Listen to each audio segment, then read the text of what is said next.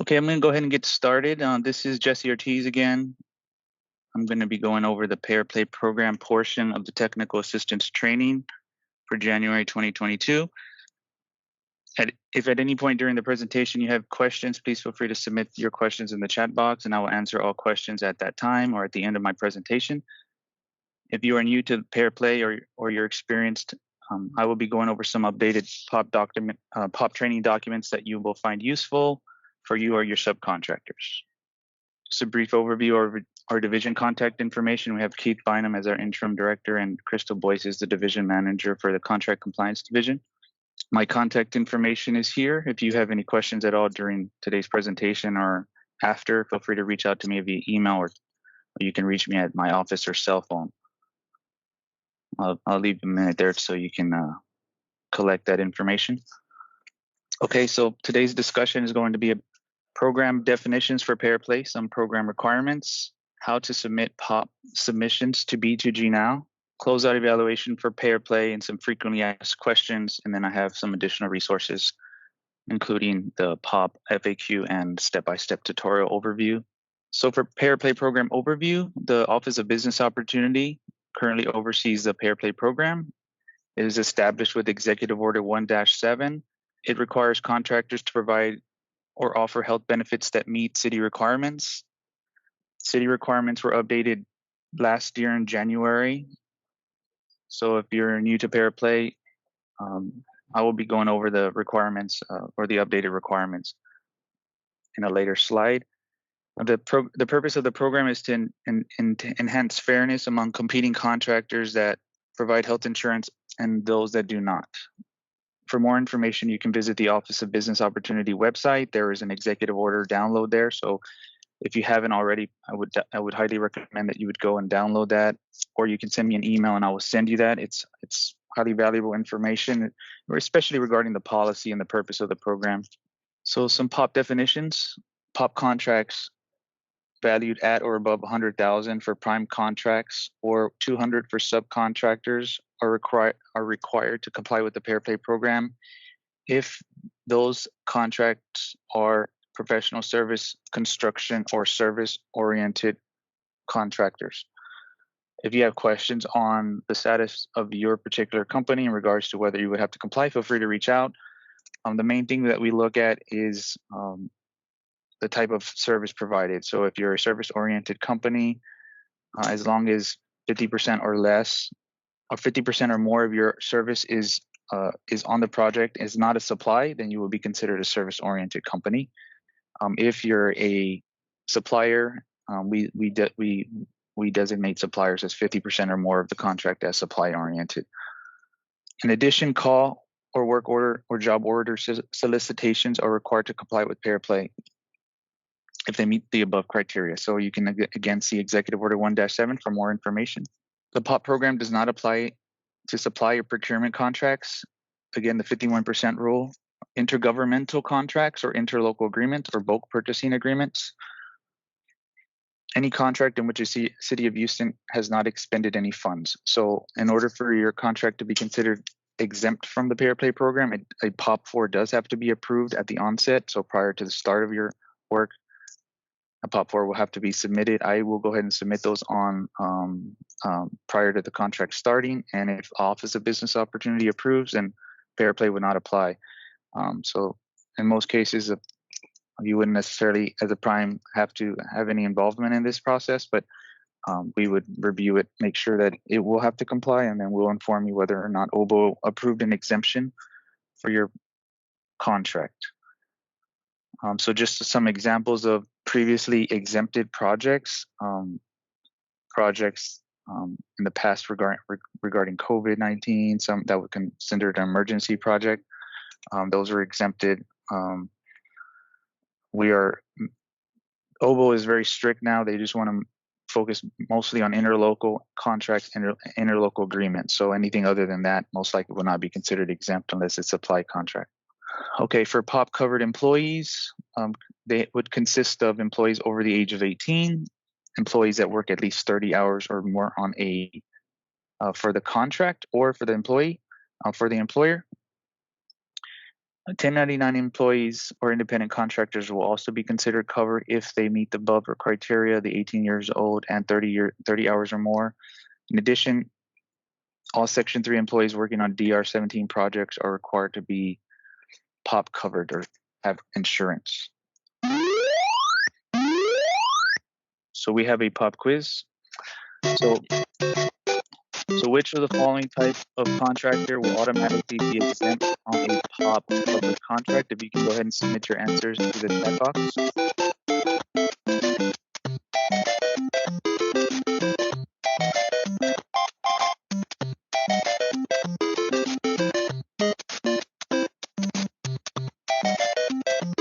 So we got A, service contractor, B, supply contractor, C, subcontractor whose contract is less than 200,000, and D, B, and C. So does anyone have any guesses on that?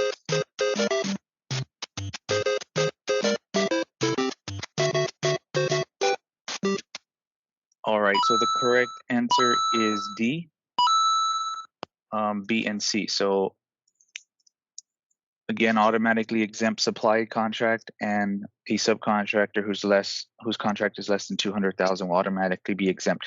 So just keep in mind for subcontractors, the requirement is the paid or contract amount less than 200,000. So if a project subcontractor starts less than 200,000, but at the end of the project or prior to the end of the project, they are paid more than 200, they will have to comply with the Pay or Play program from the onset of the project.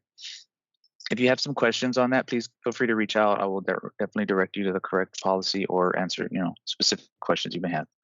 So this is important, and Lakeisha went over this. Make sure to submit all the POP 1, 2, and 3 documents. The main thing that I look for is that the documents are uploaded to LCP Tracker under the POP documents folder. Your subcontractors only need to submit the POP 2 form, which is a certification of compliance. This is just indicating how they intend to comply with the Pay or Play. So if they're going to be a pay vendor or a play vendor, meaning that they do offer health insurance, we just want to know that it does have to be signed by them, by the company, and an estimate or an estimate on of the number of employees that will be working on the project as well. For the POP 3 form, the list of subcontractors, we know that sometimes it's hard to determine who will be working, but we ask that you just try to be as accurate as possible.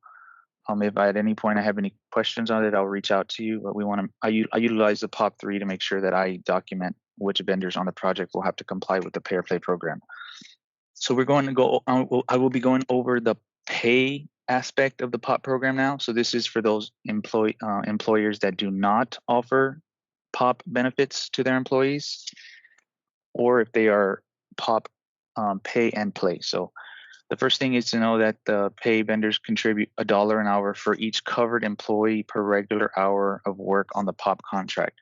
So what that means is every hour that the employee works on the project will be considered, there would be $1 an hour fee for every hour they work on a project, up to $40 a week per employee. As long as the employee is working over 30 hours a week total for the firm, then there will be a charge for that week. If you have an off week, or maybe there's a slow week, for instance, maybe it's a rain out week, and the employee worked less than 30 hours a week for that week, then we will not charge you for that employee for that week, for the hours for that week.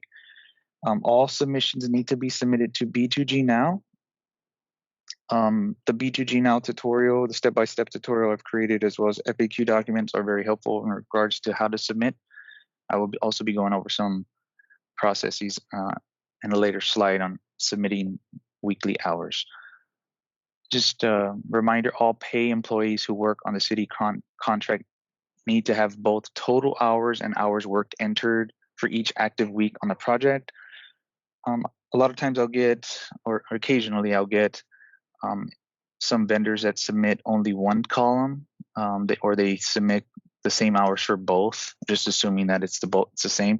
No, total hours are the total hours that the employee worked for your company for that week. So we're not looking at the city project for the total hours. This is the total amount of hours. Again, we're trying to determine if this is a full-time employee or not. And then the hours worked are the hours that they worked on the city project. Okay, so just a couple of pay example situations. John is a covered employee who is not offered POP benefits. So covered again means that he will be required to have either POP insurance, or the company would have to pay on his behalf. The employer must submit each hour John works on the project into B2G Now Workforce Audit. So again, John will be considered a pay employee in this behalf. He is not offered health benefits that meet the POP city requirements. Okay, the next situation would be John is a covered employee who is offered POP benefits but refuses them. So as long as you as an employer can verify that you offered them the insurance, either through a company benefit package or some sort, and have a POP 8 filled out for John and submitted, I will submit that on your behalf to the Office of Business Opportunity for approval. If it is approved, John or your employee will be considered exempt. You will not have to pay on his behalf. You would still have to include the POP 8 form to B2G Now on a quarterly basis, just to ensure that everything is, if anything changed, or if he worked on the project, just so that I know if he's on there, he's exempt and that there is proper documentation for him. The next situation is John is a covered employee and has insurance through his spouse. So in this case, the employer should submit a POP 8 form filled out for John. Again, it's a similar situation. There's 3 means for exemption. We'll be going over the exemptions on a later slide, but in this case, POP 8 will have to be filled out, and if it is approved, then John will be considered exempt and your company will not have to pay on his behalf. The last situation is John is a covered employee and accepts the POP benefits offered to him. So in this case, John is considered a pay employee and hours are not required. So that's a big important factor. In this case, if John accepts your benefits and they meet the city requirements, you only have to submit on a quarterly basis for John. You don't have to enter hours in in B2G Now. I'm having some vendors submit on a weekly basis for some, and so just to clarify, it's only on a quarterly basis, and you don't have to enter any hours. You just have to submit proof of health insurance. So if you have questions on that, please let me know. I'm going on to the next slide. So POP Technical Assistance Training POP Quiz 2. Which of the following does not consist of a POP covered employee? Please put your answers in the chat box.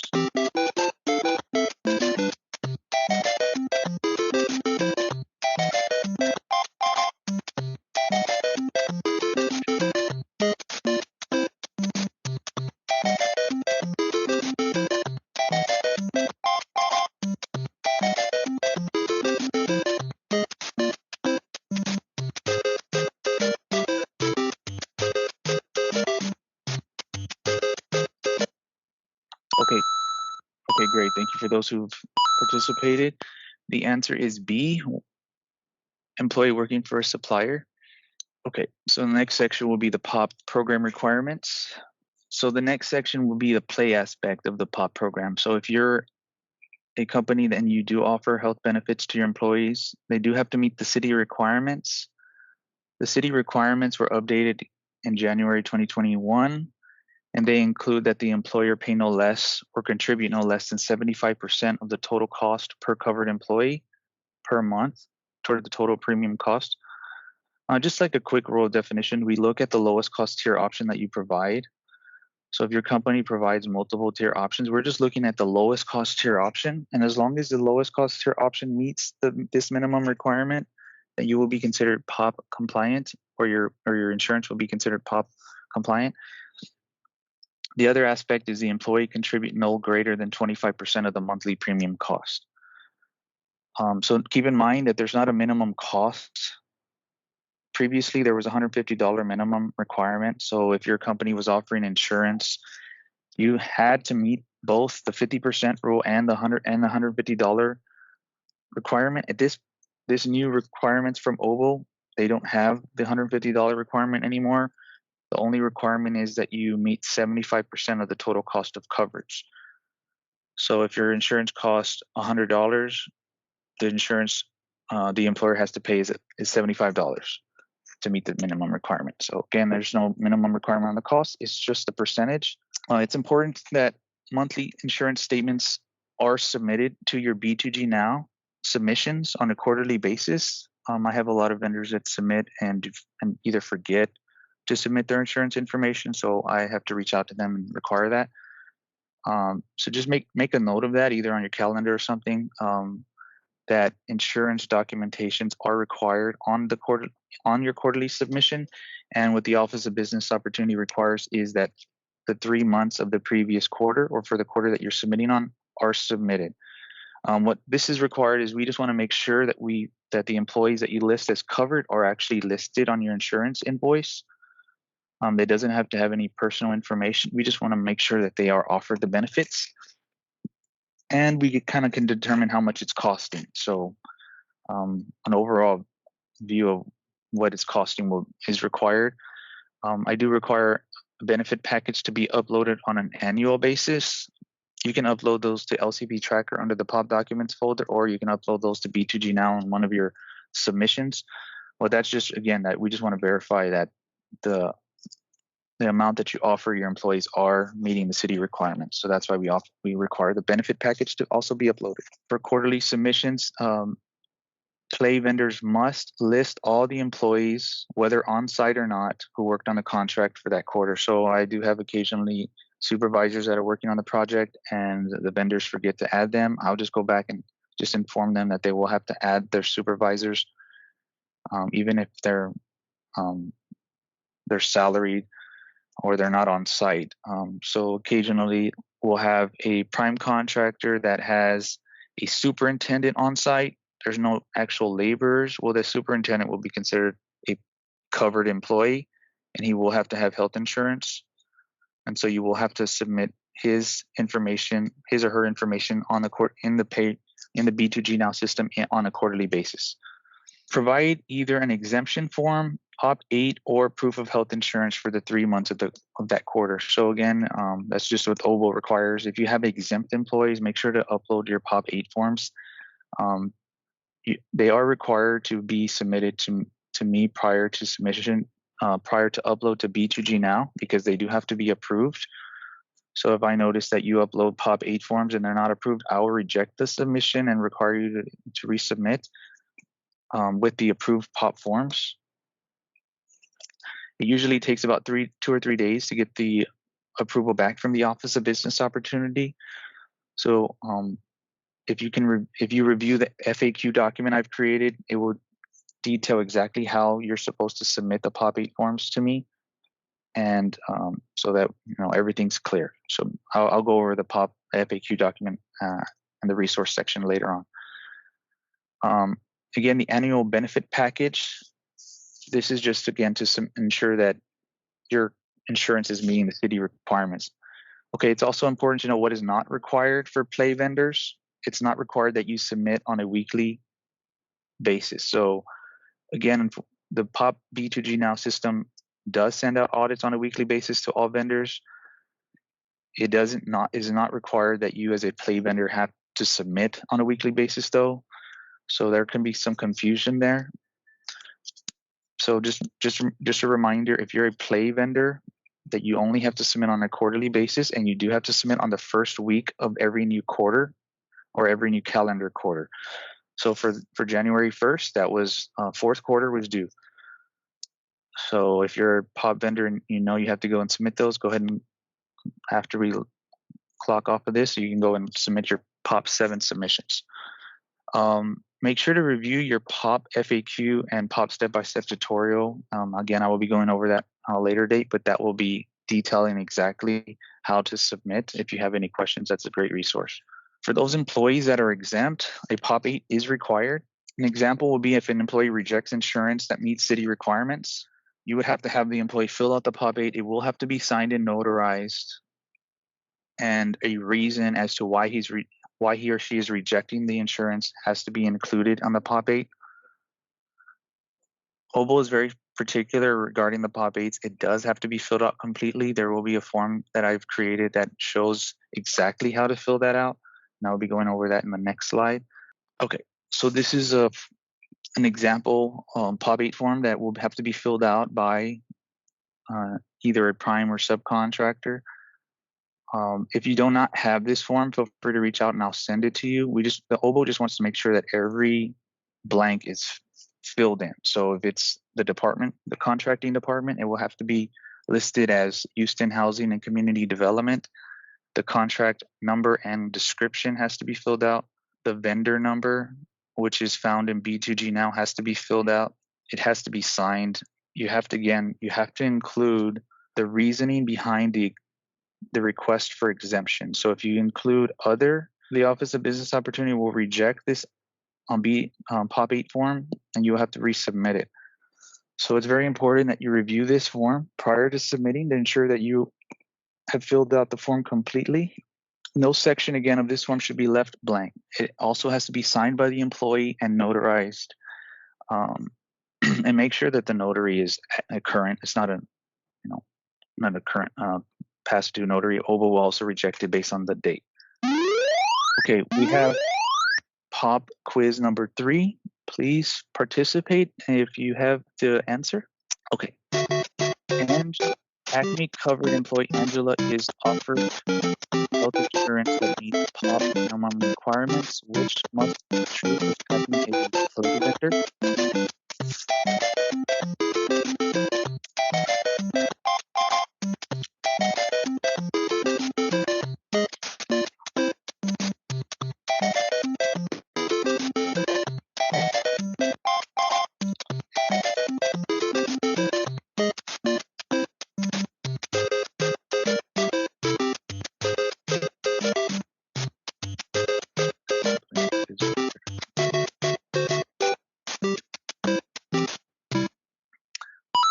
Okay, great. The answer is A. Thank you for those who submitted. Angela pays no more than 25% of the total cost of her personal health insurance. Okay, so how to submit to B2G now? So this will just be a quick overview. If you have questions after this, feel free to review the FAQ and step-by-step tutorial. That's going to be very helpful. B2G now is the management system for all payer place submit force audits, either on a weekly or quarterly basis, as we described earlier. If you're a pay vendor, you also utilize B2G now to make your payments. So all payments are going to be via the Chase payment portal, and payments can only be made via credit card or ACH deposit. So OBO is not accepting check anymore or any other forms of payment. So quick overview, how to view a POP contract in B2G, how to add an employee to B2G, how to assign employees to a contract, how to submit workforce audits, and how to fill in audits, and how to save and certify audits. Again, make sure to review the POP FAQ and POP step-by-step tutorial for more information. So the first step is you're going to log in. You can click on the contract so that you can view any current contracts that you have with the city of Houston. Go ahead and click on the view button next under the action section. It doesn't matter if you're a prime or subcontractor, it's going to be similar view. At the top of the page, you're going to see a tab. It says Workforce Employee List. So this is where you would add your employees for the company. Keep in mind that there's going to be 2 lists of employees. One of them is going to be the full list of employees, and the other one is going to be the list that only applies to that particular contract.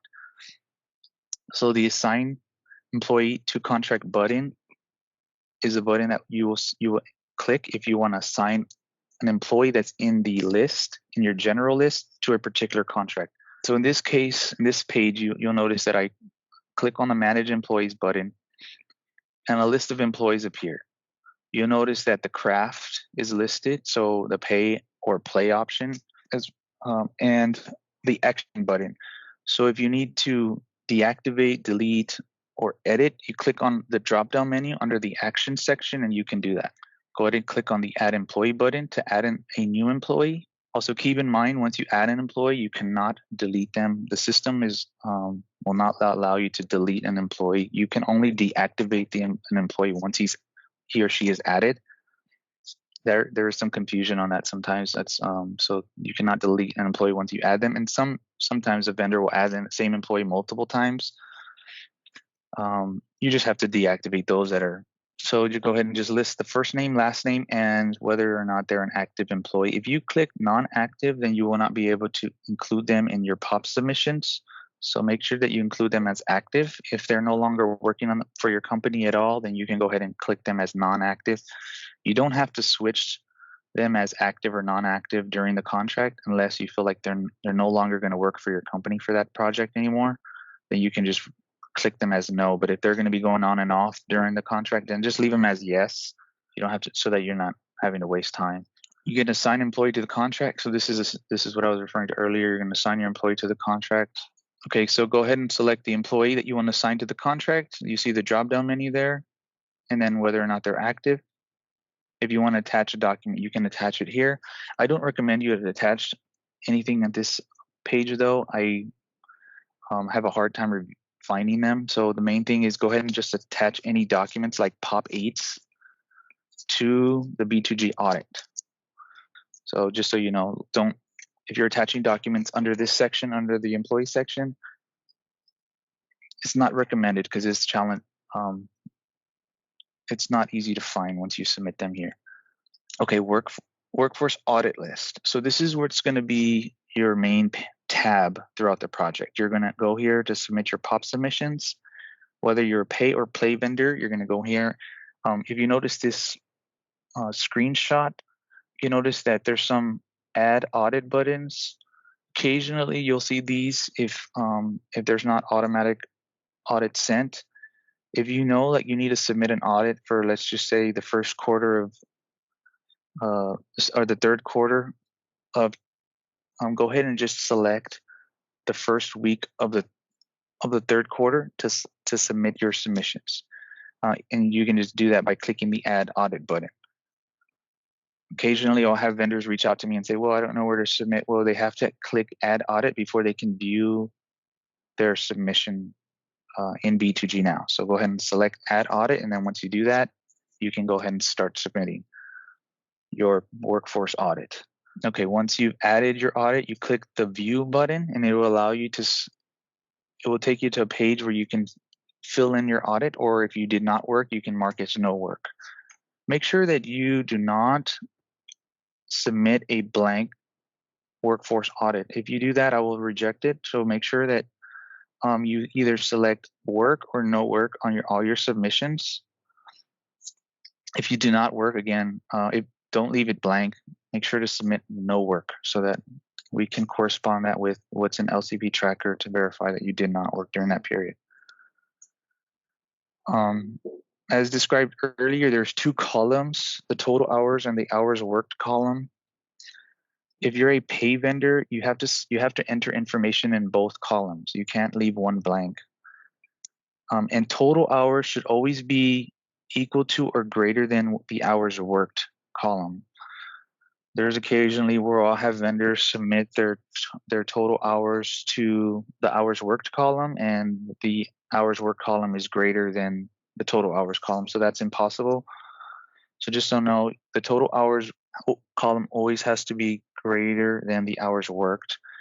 And in this situation here, let's just look Johnny Brown as an example.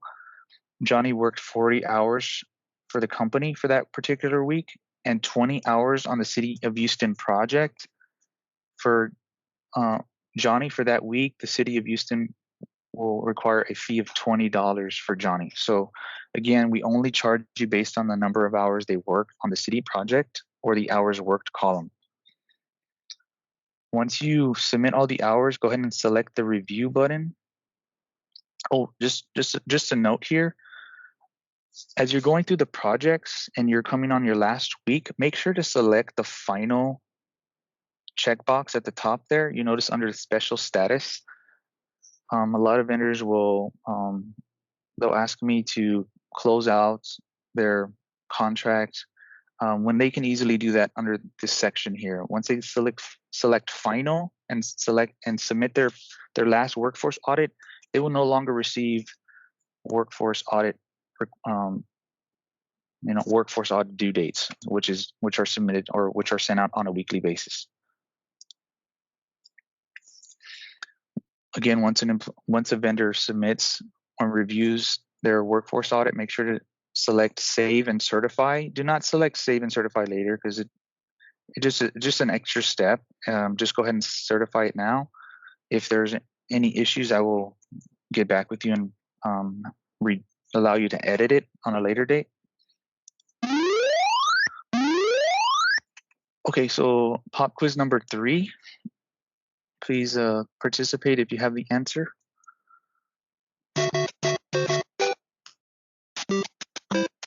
Company A has a covered employee that receives health coverage that costs the company 50% single coverage. Which answer is true?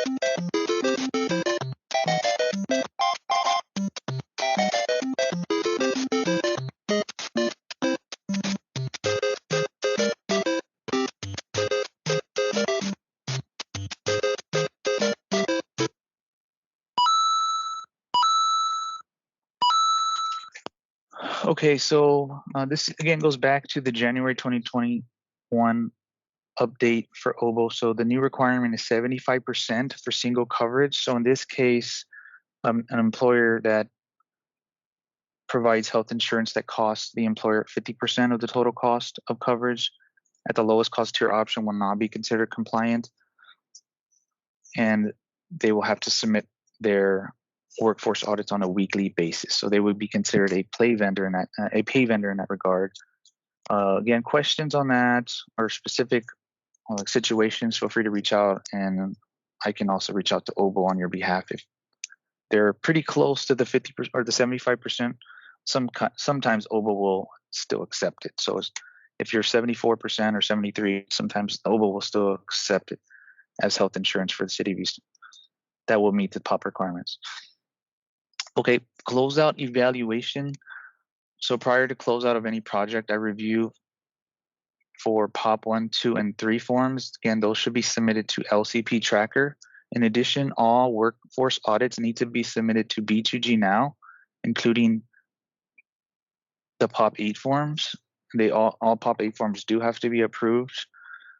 So if there's some POP 8 forms that are submitted to B2G Now but they're not approved, that would be a red flag. They would have to be resubmitted. Try to get the POP 8 forms at the onset of your project. It's very hard once your employee leaves, and let's just say you have a cyclical employment and they have to submit their POP 8 forms and they've already left. So in some instances, vendors will have to pay for those employees if they're not able to get the POP 8 form filled out. So make sure that you have your POP 8 forms filled out at the onset of the project. In addition, all POP invoices need to be paid prior to closeout. We'll hold up retainage if there's outstanding invoices, or I will hold up retainage. I will hold retainage if there's outstanding invoices. Similar to Section 3, the TOWs or termination of work and start of work do have to be submitted to LCP Tracker. We review those to ensure that your vendors are working as indicated in LCP Tracker, and we have a document that proves that when they ended their work as well. So frequently asked questions for pay or play. Do only employees working on the job site have to be listed on the workforce audit? No, all employees who worked on the city contract, whether on-site or in the office, have to be included in the workforce audit. The main reference point for this will be LCP Tracker. So if your employee is listed in LCP Tracker, if you're a construction firm, they do have to be included on the POP workforce audit. If you're a play vendor, or let's just say a professional service vendor, and you do not submit through LCP Tracker, the way to know whether or not you have to submit is, are these individuals actively working on the City of Houston project? So if they are an architect or an engineer, if they're actively working on the project and technically getting paid by the City of Houston for their work, then they would have to be on the POP submission or the workforce audit. My employee has insurance on his or her own, and my company does not pay for it. Does that mean we are considered pay? Only companies that offer or supplement the cost of insurance coverage for their employees will be considered to be pay. If your company does not offer or supplement the insurance for your employee, you will have to pay and submit weekly workforce audits on their behalf. I know that may be confusing to some, but the whole purpose of the POP program is that the company will provide the insurance. If an employee has to go and get their own insurance and the company is not at least supplementing that insurance, then the company will have to pay on that for that employee. Okay, question number 3. I am a subcontractor on a City of Houston contract, and my contract ends before the prime contractor finishes the job. Do I still have to submit POP submissions? Okay, the answer is no, and this is going back to that final workforce audit submission. Make sure if this applies to you that you select final on the last submission, and that will stop any additional workforce audits from going to you. In addition, make sure to upload your termination of work to LCP Tracker so that if I want to just verify when you stopped working, I can use that document as a means to do that. Question number 4, do subcontractors have to comply with the POP program if they are not MWSBE or Section 3? So the answer is yes, as long as they meet the POP covered requirements. So again, that's for all professional service, construction, or general service contractors whose contract amount for prime contractors is 100, and for subcontractors it's 200,000. In addition, all Section 3 employees on DR17 project must comply with pay or play. So there's not necessarily a correlation with MWSB and Section 3 and POP. POP is required on majority of the City of Houston projects at this point. As long as they meet these 3 criteria, your company will have to comply with the pay or play program. Does any of the payments to POP benefit my company? Unfortunately, no. The POP benefits go towards a contract responsibility fund where the money is used to offset the cost of the uninsured in Houston. You can review the Executive Order 1-7 for more information, or if you have specific questions on that, you can feel free to reach out to me. Okay, so this is an update section for additional resources.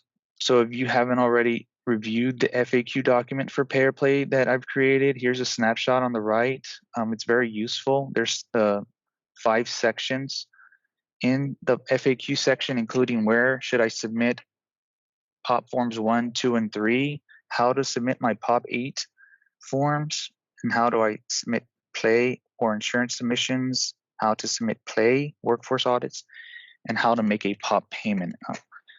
It's very useful information. There is also some links here to some videos I've created, so make sure to review this prior to your work and prior to submitting on any POP project. The other resource I created is the step-by-step tutorial. So here it's just, I would say, use both the POP step-by-step and the FAQ as a supplement. Don't exclude one or the other. They're both useful in their own regard. So this one is going to be more detailed. This one's going to actually show you how to find your contracts, kind of similar as what I was going through in today's presentation, how to view or add your employees, how to, again, submit your POP pay or play submissions, and then how to make a payment. Just a little more detail here. So definitely recommend you go through both of these resources prior to starting, or if you have questions, definitely a great resource for that. Does anyone have any questions regarding pay or play, my presentations, or anything regarding POP? I see just one question in the chat saying, should contractors submit pay or play documents for all its subcontractors? No, so good question, but every vendor will have to submit their own submissions. So as Lakeisha mentioned earlier, the B2G Now POP access form is required by all vendors, whether they're prime or subcontractors. And if they have access to B2G Now, they will be able to submit their POP submissions on their own regard. The prime contractor does have the ability to review their their subcontractor submissions. It's highly recommended that prime contractors review their subcontractor submissions on a monthly basis to ensure that they're submitting when they have to submit. Occasionally I'll review and then they'll have to go back and submit. So it's just to have this extra view, somebody's screen or auditing the project. I would definitely recommend the prime contractor review your subcontractor submissions to ensure that the dates are accurate. Okay, and that question again, just to elaborate a little bit more, subcontractors should review the POP FAQ and step-by-step tutorial. Again, they will have to submit on their own, on behalf of their own company. Prime contractors will not have to submit. I will notify prime contractors on a monthly basis via CSRs of the status of the report and any non-compliance. At that time, please make sure to reach out to your subcontractors to inform them of their non-compliance and any forms that are missing. If you or your subs have any questions regarding the CSR, please make sure to reach out so that no POP draws or no payment draws are withheld. Because if if compliance is past due for more than 30 days, it's possible that a payment draw will be withheld for non-compliance, and that includes for any outstanding invoices that are past due. Any other questions for Pay or Play? Thank you for your question, by the way. Okay, if there's no additional questions, this will conclude the technical assistance training for January 2022 on behalf of the contract compliance team at the Houston Housing and Community Development Department. We appreciate your attendance to today's meeting and your participation. Just a reminder to submit your survey for today's training. It is valuable feedback for us and our team to improve. And we hope you have a great day. Thank you for attending again.